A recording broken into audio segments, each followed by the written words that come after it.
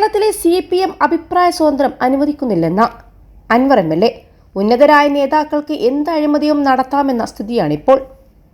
സ്വജനപക്ഷപാതം സഹിക്കാൻ കഴിയാതെയാണ് കോൺഗ്രസിൽ നിന്ന് വന്നത്. അത് ഇവിടെ അൻവർ അനുവദിക്കില്ല. കേരളത്തിലെ എല്ലാ രാഷ്ട്രീയ പാർട്ടികളുടെയും നേതാക്കന്മാർ ഒന്നാണ്. അതാണ് കേരളം നേരിടുന്ന ഏറ്റവും വലിയ പ്രശ്നം. പല കേസുകളും കേരളത്തിൽ തെളിഞ്ഞു വരാത്തത് അതുകൊണ്ടാണെന്നും അൻവർ വിമർശിച്ചു. തൃശൂർ പൂരം കലക്കി സീറ്റ് BJPക്ക് കൊടുത്തത് അജിത് കുമാറാണ്. BJPക്ക് സീറ്റുണ്ടാക്കി കൊടുത്തത് കേന്ദ്രത്തിൽ നിന്ന് അതിന്റെ ആനുകൂല്യം പറ്റാൻ ശ്രമിക്കുന്നവരാണ് അജിത് കുമാറിന് പിന്നിലെന്നും അദ്ദേഹം പറഞ്ഞു.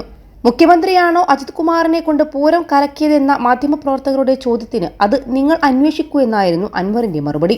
LDF പാർലമെന്ററി പാർട്ടി യോഗത്തിൽ പങ്കെടുക്കില്ലെന്ന് അറിയിച്ച അൻവർ MLA സ്ഥാനം രാജിവെക്കില്ലെന്നും വ്യക്തമാക്കിയിട്ടുണ്ട്.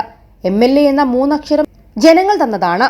പാർട്ടി പറഞ്ഞാലും MLA സ്ഥാനം രാജിവെക്കില്ലെന്ന് അൻവർ വാർത്താ സമ്മേളനത്തിൽ പറഞ്ഞു. 21 ലക്ഷത്തോളം സന്തുഷ്ടരായ ഉപഭോക്താക്കളും 2 ലക്ഷത്തോളം തിമിര ശസ്ത്രക്രിയകളും പൂർത്തിയാക്കിയ മലബാറിലെ ഏക കണ്ണാശുപത്രി Al Salama high hospital, hospital road, Perinthalmanna.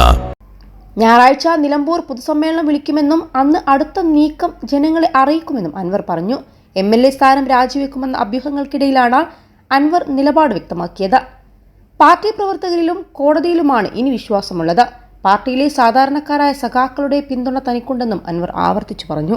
8 കൊല്ലത്തെ LDF ഭരണത്തിന്റെ ഏറ്റവും വലിയ സംഭാവന എന്താണെന്ന് വെച്ചാൽ ഉദ്യോഗസ്ഥ പ്രമാണിത്തമാണ്. പൊതുപ്രവർത്തകർക്ക് ഒന്നും പറയാൻ കഴിയാത്ത അവസ്ഥ. അവരെ മുഖ്യമന്ത്രി കൂച്ചുവിലങ്ങിട്ടുവെന്നും അൻവർ ആരോപിച്ചു. അതേസമയം PV അൻവർ MLA LDFിനും സർക്കാരിനുമെതിരെ ഉന്നയിച്ച എല്ലാ ആരോപണങ്ങളും മുഖ്യമന്ത്രി തള്ളുകയായിരുന്നു.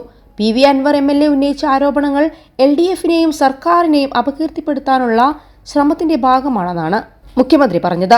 PV അൻവർ ചില ആരോപണങ്ങൾ ഉന്നയിച്ചപ്പോൾ നേരത്തെ തന്നെ എന്താണ് അതിന് പിന്നിലെന്ന് സംശയങ്ങളുണ്ടായിരുന്നു. എന്നാൽ ആ സംശയത്തിലേക്കല്ല ആദ്യഘട്ടത്തിൽ പോയത്.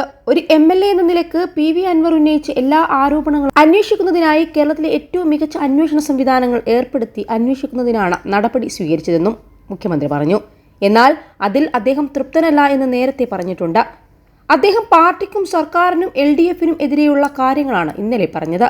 മാത്രമല്ല LDFിന്റെ ശത്രുക്കൾ വ്യാപകമായി പ്രചരിപ്പിക്കാൻ ഉദ്ദേശിക്കുന്ന കാര്യങ്ങൾ അദ്ദേഹം ഇന്നലെ പറയുന്നത് നാം കേട്ടു.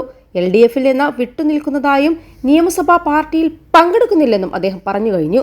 PV അൻവർ പറഞ്ഞ കാര്യങ്ങളെക്കുറിച്ച് വിശദമായി പറയേണ്ടതുണ്ടെന്നും അത് പിന്നീട് വിശദീകരിക്കാമെന്നും ഇപ്പോൾ പാർട്ടിക്കും സർക്കാരിനും LDFിനും എതിരെ ഉന്നയിച്ച അൻവറിന്റെ എല്ലാ ആരോപണങ്ങളും തള്ളിക്കളയുന്നുവെന്നുമാണ് മുഖ്യമന്ത്രി പറഞ്ഞത്.